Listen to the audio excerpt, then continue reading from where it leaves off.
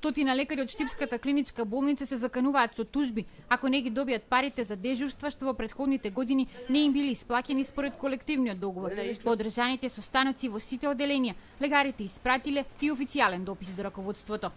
Дежурствата согласно колективниот договор во Штипската клиничка болница не биле исплаќени десетина години, но предмет на анализа ќе бидат последниве 3. Неофицијално првичните проценки се дека болницата на лекарите треба да им исплати околу 120.000 евра.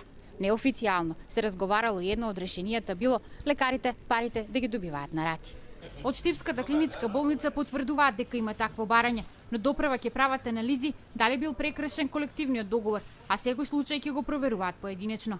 Правиме анализи, утврдуваме дали или не биле прекршени одредбите од колективниот договор во однос на исплатата на дежурствата. Тогаш ќе знаеме за која сума се работи, пошто и ќе бараме конкретни решенија.